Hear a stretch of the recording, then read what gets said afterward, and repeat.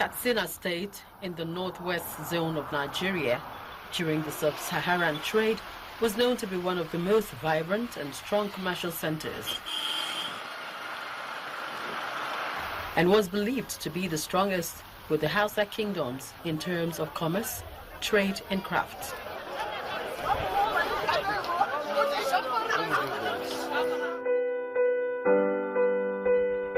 And so, to keep history alive, the government of Aminu Bello Masari organizes a two-day summit aimed at opening up the state to private sector investors who are expected to take advantage of investment potentials that abound in the state.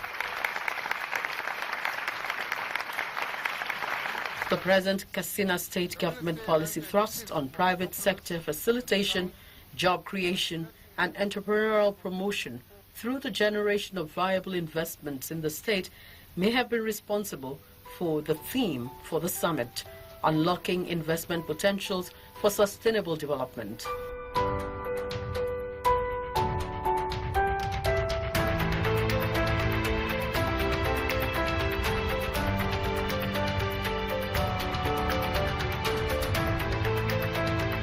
The government's focus is to showcase the potentials of the state, which include solid minerals and agriculture, to investors, especially at a time when the nation is looking away from the benefits from oil, which is daily slumping globally.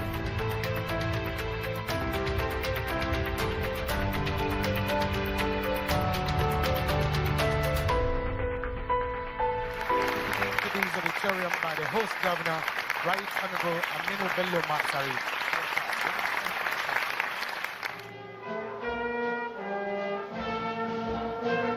And with the arrival of President Muhammadu Buhari in his state origin, the chairman of the planning committee of the summit, Ibrahim Tukur, takes to the rostrum.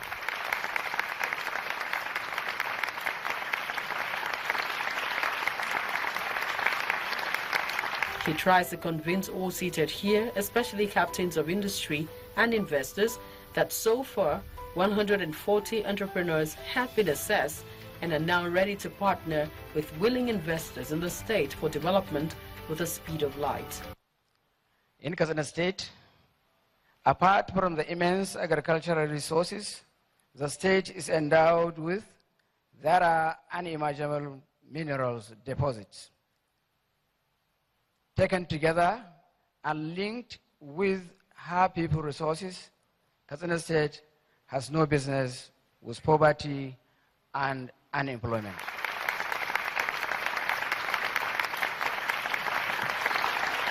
It is this inherent contradiction that this summit intends to effectively address, to assemble complementary resources into a composite interplay to resolve the paradox of poverty in the midst of bounteous wealth into a broad prosperity for all. To do this will require vision backed by political commitment and the optimization of delivery vehicles in creating extraordinary partnership. The Latun Katsina, the executive governor of Katsina State, for his official welcome address. It's the turn of the host governor, Alhaji Bello Masari, to enhance the visibility of the state through his speech.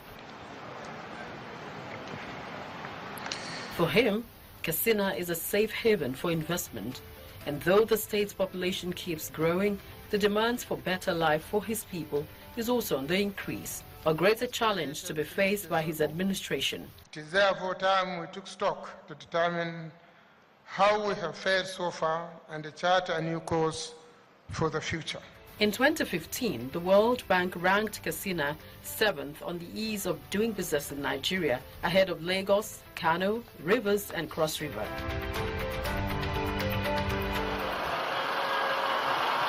Currently, the state ranks 12th in the prevalence of micro, small, and medium-scale enterprises. According to Bureau of Statistics, Katsina State ranked as the 5th most populous in the country with a projected population of 7.6 million based on the 2006 census, with a growth rate of 3% per annum.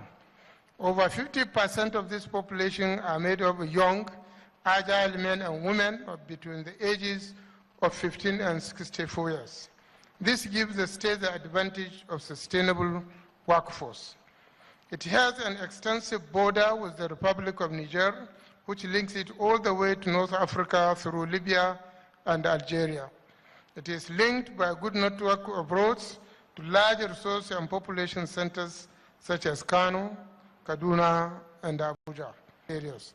Their strong appeal to the government is that they offer the shortest route to both the investor and the government, realizing their joint objectives of wealth creation through large-scale job creation. Katsina State's specific incentives to give attraction to our objectives are: the federal government offers attractive incentives to both local and foreign investors.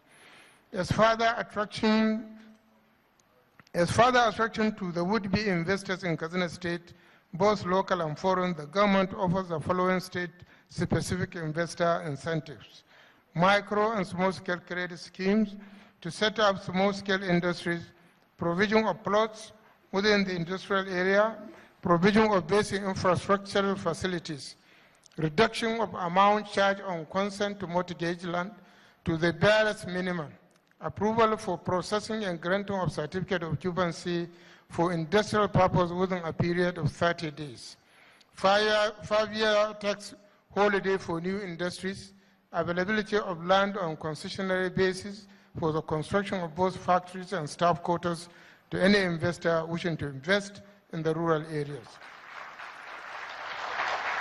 Long lease on land for industrial development, fast-tracking the issuance of construction permits and the registration of property by investors, establishment of Katsina State One-Stop Investment Center to facilitate ease of doing business for the investors. The governor boasts of the mineral resources in the state, which he says are some of the values of the state and great potentials for investors. The state is ranked first in cotton production.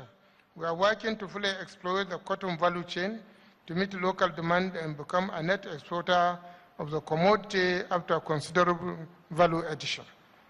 Katsina State is already the second largest sugarcane producer in the country, and we intend to become the largest producer of refined sugar capable of meeting local consumption and export.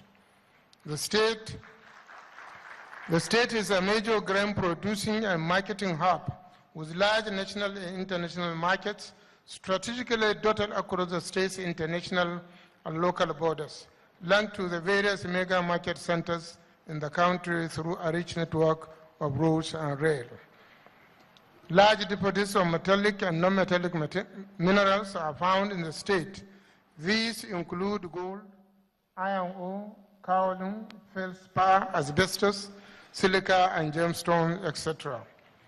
We are part of the Kaji corridor, which links in an economically virtuous chain, a total of 11 states stretching from Lagos to Jibia in Katsina State. These are some of the values we bring to the table, and we seek to couple them together to the vibrant composite of critical resources that reside within the investor community. We intend to do more. We will inflame the investing spirit of our local entrepreneurs and get them ready to work with the local and foreign investors to put towards a prosperous future for themselves and the Katsina State. Our investing guests, therefore, should look forward to find in us an investor passionate state that is robustly proactive in anticipating all possible investors' needs. A seamless network of policies, processes, a basket of incentives that are dynamic, a workforce that is animated to map the investors' needs and requirements, and do swiftly meet them at their points of need. The would-be investor will not only find first-rate infrastructure shaped to fit every sector investor's needs, but also find people and processes tailored to fit his most changing needs to invest profitably, safely, and sustainably. The program of event creates space for goodwill messages, and Aisha Abubakar, the Minister of State for Industry, Trades and Investment takes to the podium. She delivers a message on behalf of the ministry's boss, Mr. Enalama. In the speech, she notes that a business environment must be convincingly accommodating and must have the interest of the small and medium enterprises at heart, even as the country's gross domestic product continues to fall. Last year, our GDP growth dropped to under 3%, the lowest in 15 years, from an average of more than 6% in the decade between 2005 and 14. Our foreign exchange reserves are down to their lowest levels in more than a decade.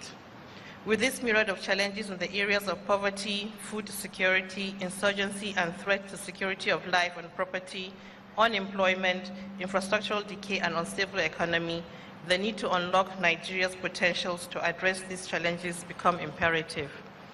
At this critical point of our development process, it is our duty as government and people to place our economy on the path of sustainable growth and development so that we can participate effectively in the global economy.